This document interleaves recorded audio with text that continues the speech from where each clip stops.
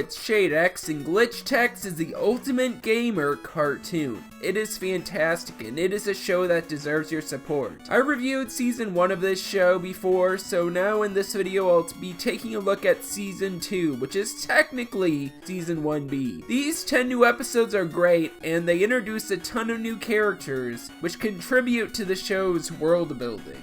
A lot of awesome stuff was introduced in this new season. The Netflix trailer for season 2 promoted the addition of a third member of the GlitchTex in the form of Ridley. This really piqued my interest and made me hyped even more for the second batch of GlitchTex episodes. If you love season 1, then you'll love season 2. This show just levels up in quality this season. In this video, I'll have a brief spoiler-free section, but after that, I'll break down my favorite moments of this season. Season 2 introduces a bunch of new things. This begins in the first episode. After catching a pufferfish glitch, Five and Miko discover a mysterious figure riding a purple chompy kitty. Miko then tracks down the mysterious figure, who is revealed to be Ridley. This episode introduces her character. She is a hacker and modder who brings glitches into the real world. However, these are not harmful glitches, as she changes them through coding. Ridley keeps one of these glitches as a pet, who is a cat named Horn,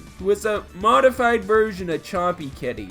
Miko and Ridley become fast friends because she has a cool lair full of modded game creatures and items. Five is worried about Miko and believes she is in danger and imagines her being turned into a robot. Five then goes into her lair, believing Ridley to be a villain. He accidentally releases a cat dragon glitch, who ends up destroying her cool lair full of modded game stuff. However, Ridley helps Five and Miko take down the dragon and save the day. Ridley, feeling better from the mess Five accidentally created, decides to leave her lair, despite being offered by Miko to become a glitch tech. Besides being a great world-building episode, it is also a great one that examines Five and Miko's friendship. To be fair though, every episode of GlitchTex explores that theme. Fun fact, Ridley doesn't reappear until episode 5 of this season, so if you were expecting a full season with her as a third member of Five and Miko's crew, then that is not the case. Despite not being in all 10 episodes though, she is very interesting, well written, and likable, nevertheless. I'll talk about her more in the spoiler section, as saying anything else about her would give away important plot details from this season.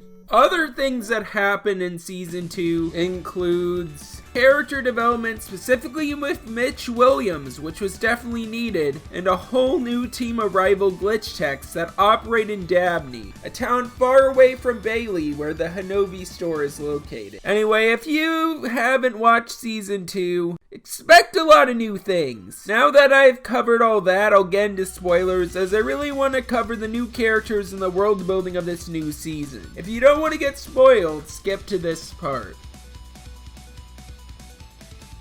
I loved GlitchTex Season 2. I loved everything about this season. There are a ton of episodes spoofing iconic video games. Episode 2 spoofs Pong, while the third one pays homage to Five Nights at Freddy's. While these episodes do a good job mocking the games, they are also 2 great episodes focusing on Five and Miko, respectively. In the second episode, Ping, the question of who Five's father is revealed. It turns out he is a game coder who is in jail for hacking. Five is uncomfortable going to the arcade they went to together because he misses him dearly. However, after a game glitches, he is forced to come back there. Ping is a great episode as it reveals more of Five's backstory. The episode also pays tribute to Pong, which is the first major video game to ever come out. After capturing the Ping glitch, Five decides to return to the arcade he visited with his father. He accepts that while his father is away, the arcade is still a place for him to go back to. He even calls his dad via video call to talk to him at the end of the episode. One of the funniest episodes has got to be the Five Nights at Freddy's inspired one featuring Ralphie Bear. This is a great episode. The episode is about Five being obsessed about the return of the Ralphie Bear animatronic. Five tells Miko about how Ralphie was a heroic animatronic who always defeated the villainous Cakey Von Smasher. 5 reveals that the Ralphie Bear character was removed from Joystick Junior Arcade after he was destroyed by the Birthday Ruiner. 5 and Miko go to the arcade and pizza place to look for potential glitches, and they end up checking out the birthday animatronics. 5, wanting to experience the birthday he never had as a kid with Ralphie Bear, turns the animatronics on. However, Keiki glitches out and Miko destroys the Ralphie Bear animatronic, which has the power to stop her. The episode is about Keiki, who wants to destroy 5. There is a funny scene that pays tribute to the FNAF games, where 5 looks at the cameras on his glitch gauntlet to look for Keiki Von Smasher. Soon it's revealed that Miko was the Birthday Ruiner because Ralphie Bear scared her as a kid.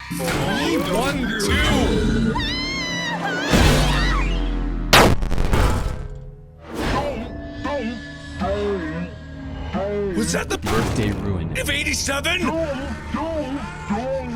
This reveal was pretty obvious, but I liked how the episode handled this reveal. I love how this episode showed that 5 knew about Miko before even meeting her. Anyway, Miko saves the day by defeating Keiki in a Ralphie Bear costume and rights the wrong she did before. Then it's revealed that Ralphie Bear was really discontinued because kids were scared of him and that it wasn't Miko's fault. Overall, this is a really fun episode and a great tribute to the iconic indie horror game. Buds, the 4th episode of the show, is the most action-packed. This episode also puts into motion the beginning of Mitch Williams' character development. The episode goes in depth about how Mitch Williams has changed as a person. Mitch was once a likable Let's Player that 5 looked up to, but now he's his rude and egotistical co-worker. 5 goes off on Mitch to his anger. Afterwards, Mitch switches places with a duplicator glitch. The replicant of Mitch is super nice and isn't a dick like the real Mitch. Fake Mitch starts slowly replacing all the employees at the Hinobi store, starting with Phil, who initially denies them a party. I found it funny how the replicants all wear hats. This episode also introduces a whole new development, that being Zara having a crush on 5. I really like this creative decision, as it is what people don't expect. Having 5 and Miko as a couple would be too obvious, and I think they work best as a duo of platonic friends. I am really curious where this plot thread will go later on in the series. Anyway, the party happens and people keep getting replaced by replicants and nobody is suspicious about this except for Miko.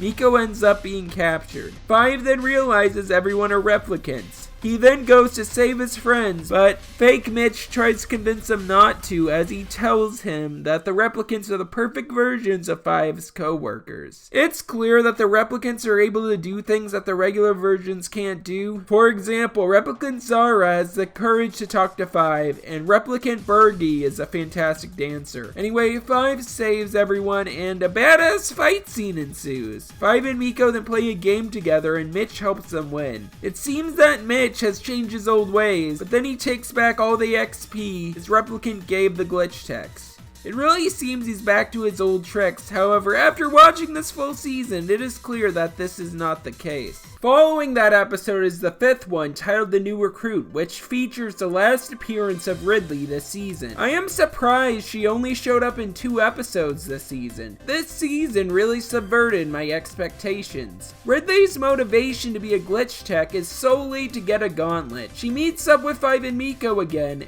and ends up being a glitch tech for a short time. Ridley gets frustrated after Mitch takes a glitch she defeated. She ends up hacking the gauntlets so that they can clone glitches and get double the XP to beat Mitch in the leaderboards. Mitch finds it awfully suspicious that the 3 got higher XP than him. Afterwards, 5 and Miko feel guilt for letting Ridley help them cheat. Ridley gets mad at them and mentions how they took her mods away early in the season. She unleashes a bunch of glitches in the glitch tech's headquarters. This leads to 5, Miko and Phil to take down the glitches on their own. Speaking of Phil, he is very badass in this season, specifically in this episode. Because he has the glitch gauntlet, he looks super cool. I did not expect him to be an ally to 5 and Miko and the other glitch techs. Like, I thought he'd just sit around, but no, this guy kicks ass. Anyway, Ridley returns and convinces Mitch to help her save 5, Miko, and Phil. She apologizes to 5 and Miko and they both hug her.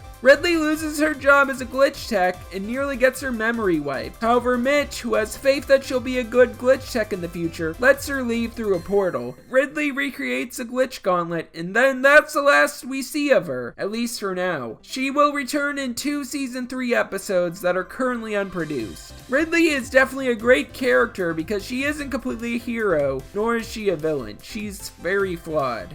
Anyway, the 6th episode, Find the Glitch, is a clip show, which was surprisingly good, where all the glitch techs grow suspicious of one another being a glitch. The episode also puts a spotlight on Nyx, who was a background character during the first season. The editing is very creative in this episode, as it features several mashups of footage from Season 1 and the first 5 episodes of Season 2. I love how in the glitch techs universe there is basically a canon YouTube poop. Anyway, people believe Miko is a glitch because her memories can't be erased, but 5 defends her, saying that even if she is one, she isn't bad because there are other good glitches out there. Episode 7, The Real Glitch Techs, is great as it introduces the Dabney Glitch Techs, who start off as rivals at the start of the episode, but become allies at the end of it. Jane Fishback is also introduced, who is revealed at the end of the episode to be Phil's old partner, who was a glitch tech along with them in the past. Episode 8 is really fun. The episode is about Miko's high score at a video game being beaten. At first she believes a guy named Ryu beat her score. Wow, that's a reference that's totally a deep cut from the obscure game Street Fighter. Ryu is a very, very, very obscure character. Just kidding, but I'm really happy the show paid homage to Ryu from Streets. It is revealed that Ryu's younger brother, Mike, is the real culprit. Miko has a rivalry with him and challenges him to a rematch. Anyway, the characters from the game the two play ends up manifesting into the real world as glitches. This episode also has the Dabney glitch techs make a return. 5 manages to send a message to Miko, who didn't have her gauntlet as she gave it to him, and he convinces her to stop playing. The glitch techs capture the 2 glitches, and Miko befriends Mike, who is revealed to be Ridley's rival. I am real curious why Ridley hates this little kid so much. Apparently Mike Sims was a griefer in one of her games. Anyway, I'm hyped for Season 3, and I really hope it happens as I really want to see the 2 duke it out. Episode 9 is titled, I Am Mitch Williams, and it's a very heartwarming episode. In it, Mitch's 3 siblings are introduced. All 4 of them were a part of a clan called the Furious 4. They have a trashed home that has a glitch in it, and they are facing the threat of eviction. 5, Miko and Mitch team up in this episode, along with his 3 siblings. Mitch decides to spend more time with his family as he is a workaholic, and he thanks 5 and Miko for once and tells them they are his backup. This episode finally changed Mitch for the better. He went from a character the audience loved to hate to a character that the audience wants to root for. Mitch is a fantastic character. I love that this show created a well-written black character who isn't perfect. He's just a regular person who struggles with his huge ego. I am really hoping to see more Mitch next season. He's definitely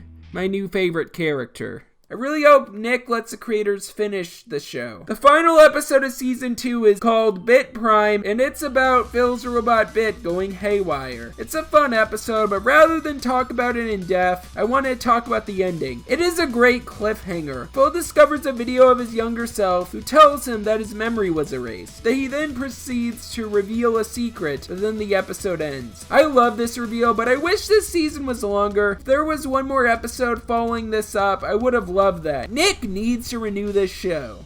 Alright, spoilers are over. I want to end this video with a call to action. Glitch Techs needs a Season 3. It needs one desperately. There are a ton of unfinished episodes on Nick's servers that await full animation. Please support this show.